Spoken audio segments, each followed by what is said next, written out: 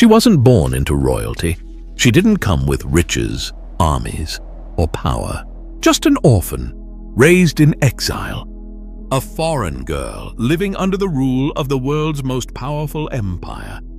Yet she was chosen, not by chance, not by beauty alone. She was positioned by divine purpose, hidden behind palace walls for such a time as this. But while kings drank from golden cups and nobles plotted in secret, a quiet battle was brewing, one that wouldn't be fought with swords or chariots, but with fasting, faith, and the bravery to speak when silence could mean death. Her name was Esther, and this isn't just the story of a queen. It's the story of how God saved a people through the most unlikely of heroes. In the days of King Xerxes, who ruled over 127 provinces from India to Ethiopia, his power stretched across the known world. From his throne in Susa, he reigned with absolute authority. To display his greatness, Xerxes held a lavish feast for 180 days, inviting nobles, princes, and military leaders from across the empire. Gold goblets and royal wine flowed freely. When those 6 months ended, the king opened the palace gates to everyone in Susa, hosting a 7-day banquet in the garden courtyard. Wine was served generously, with no restrictions. Meanwhile, Queen Vashti hosted a separate feast for the women inside the palace. But on the 7th day, when the king was merry with wine, he made a prideful demand: that Queen Vashti be brought before the guests wearing her royal crown so they could admire her beauty. Vashti refused. She would not parade herself before a drunken crowd. The king's pride was wounded. His own queen had publicly defied him. Enraged and humiliated, Xerxes turned to his wise men. One advisor, Memucan, warned that her defiance would spread. He said, "All women will hear of this and dishonor their husbands." They urged the king to remove Vashti and issue a decree throughout the empire that every man should rule his own household. The king agreed. A royal edict was sent to every province in every language, and Queen Vashti was dethroned. But little did they know, God's unseen hand had just begun to move. As time passed, King Xerxes' anger faded, and he began to reflect on Queen Vashti, her beauty, her bold defiance, and the decree that banished her. Though the law could not be undone, her absence lingered. Sensing the king's mood, his advisors proposed a solution. Let beautiful young virgins be brought from every province. After beauty treatments, the king can choose a new queen to replace Vashti. The king agreed. Messengers were sent across all 127 provinces, and young women were gathered from every corner of the empire, from India to Ethiopia. Among them was Hadassah, known by her Persian name Esther, a young Jewish orphan raised by her cousin Mordecai, a Jew living in Susa. He had taught her to fear God and keep her identity hidden in a foreign land. Esther was taken to the palace and placed under Haggai, the keeper of the women. Immediately, she stood out, not by demanding luxury, but through humility and grace. God gave her favor in everyone's eyes, especially Haggai's. For 12 months, Esther, like all the women, was prepared for her one appearance before the king. When her time came, she entered the king's presence with quiet dignity and strength. And when Xerxes saw her, he was captivated. The king loved Esther more than all the other women.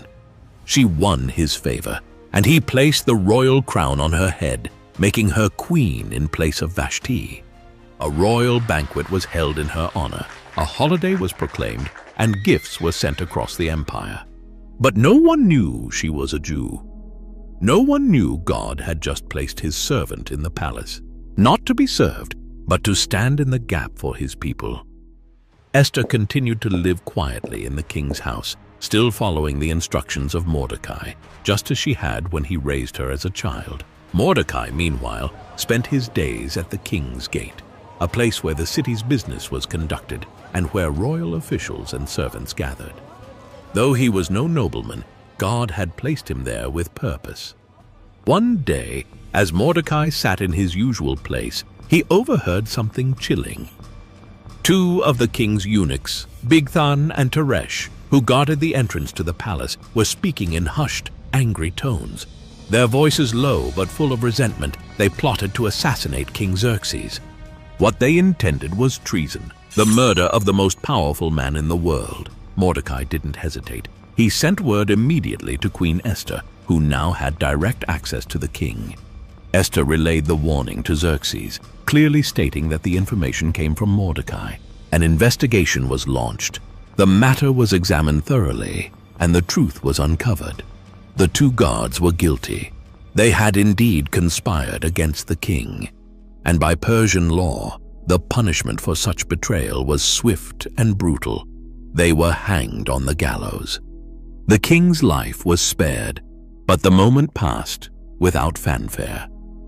Mordecai's role in exposing the plot was recorded in the Book of the Chronicles, a royal record of significant events kept in the king's presence. But strangely, no reward was given, no public honor, no recognition, no title, just a name in a book, quietly inked into the records of the empire.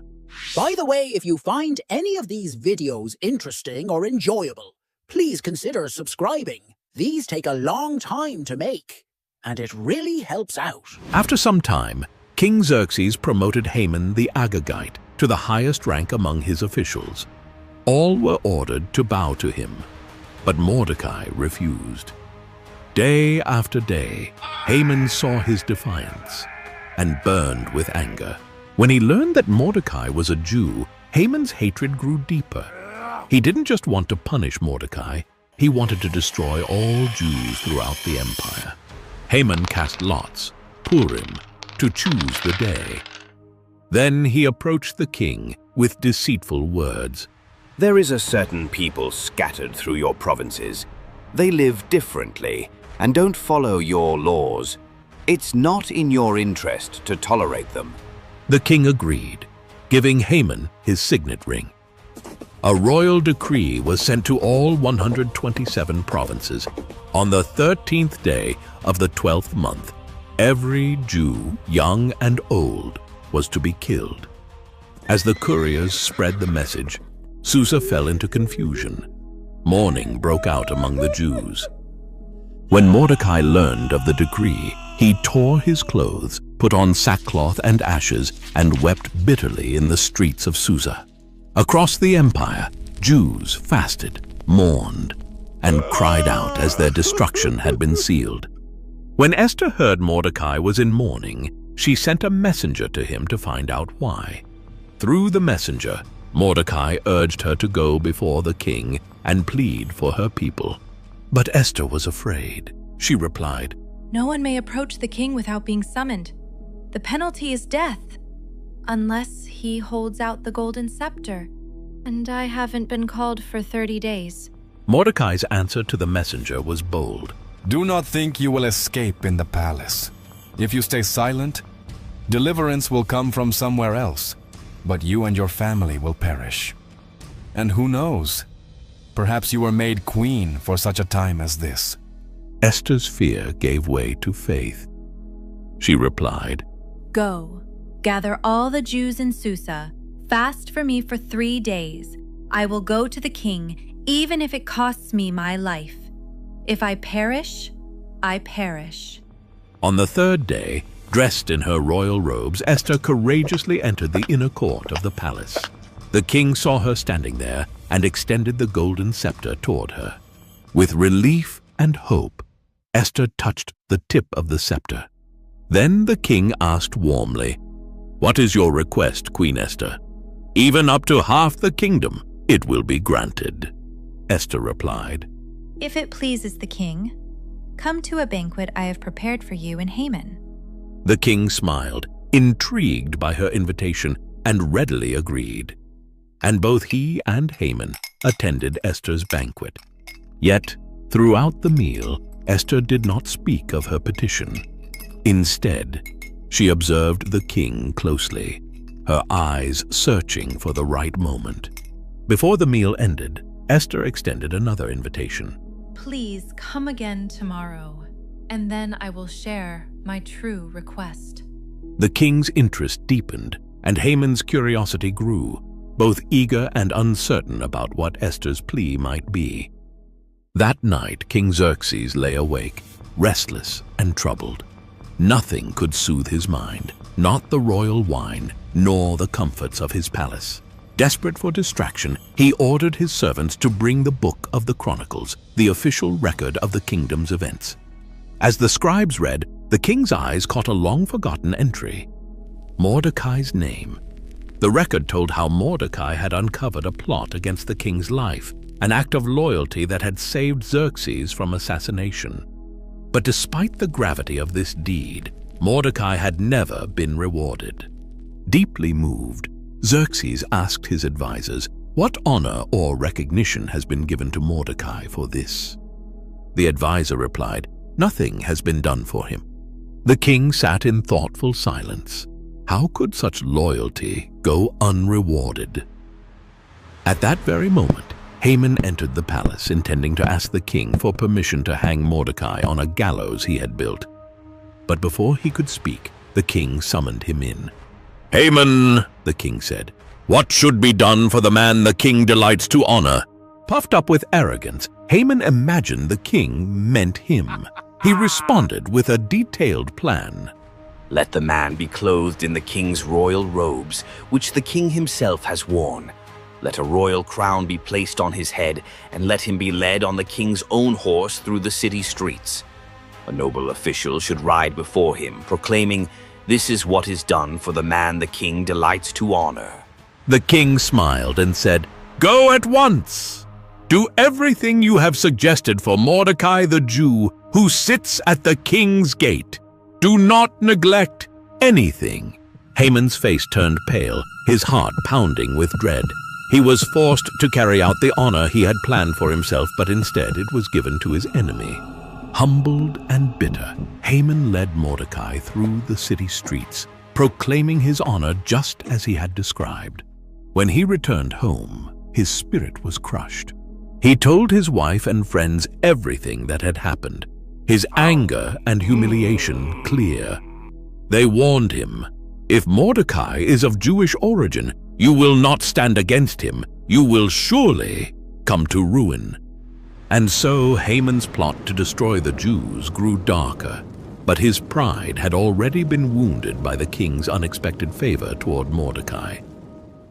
At the second banquet Esther had prepared, the king and Haman took their seats once again beside the queen.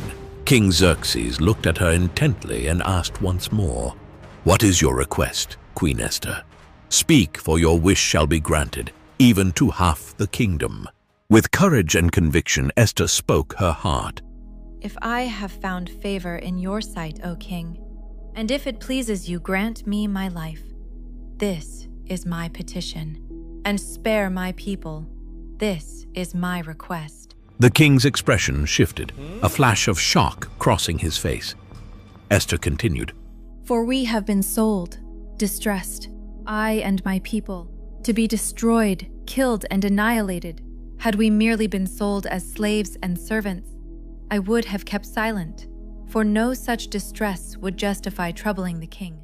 The king's face darkened in shock and anger. He demanded, Who is he, and where is the man who would dare do such a thing? Esther pointed to Haman, saying, The adversary and enemy is this wicked man. Enraged beyond measure, King Xerxes rose and left the banquet hall to cool his fury. Meanwhile, Haman was terrified. Seeing the king's anger and realizing his plot had been exposed, he rushed to beg Esther for mercy. In desperation, he fell on the couch where Esther was reclining. He clung to her, pleading for his life.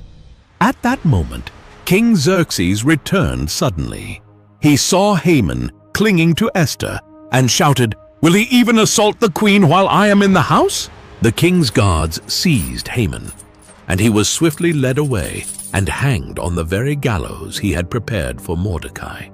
Thus, The plans of the wicked were overturned in a single moment, and justice was served. After Haman was hanged, King Xerxes gave his entire estate to Queen Esther. She, in turn, appointed Mordecai over it.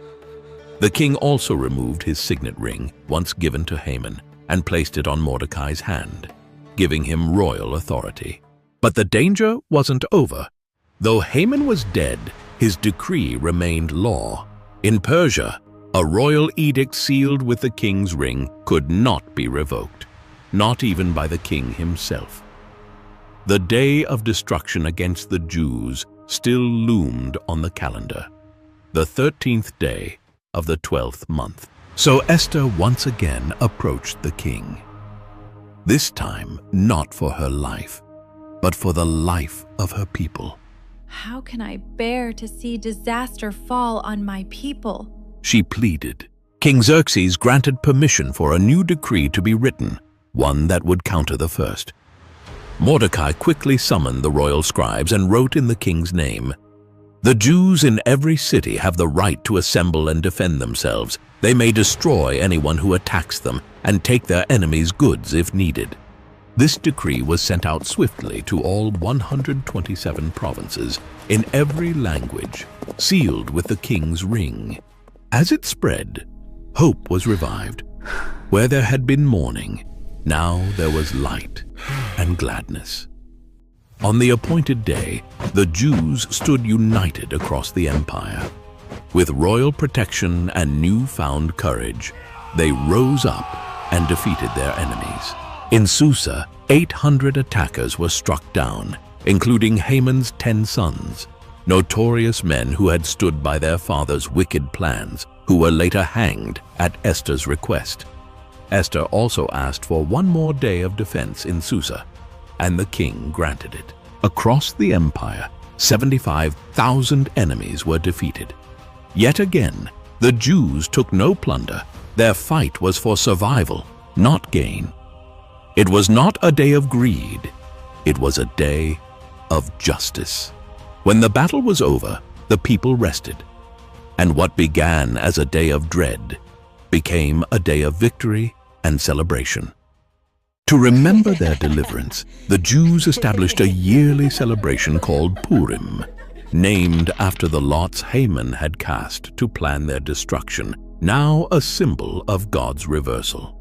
Every year on the 14th and 15th of Adar, they would feast, rejoice, send gifts to one another, and give generously to the poor. A day that was once marked for death became a day of life. Mordecai was honored throughout the empire, clothed in royal blue and white, second only to King Xerxes. But it wasn't his power that made him great.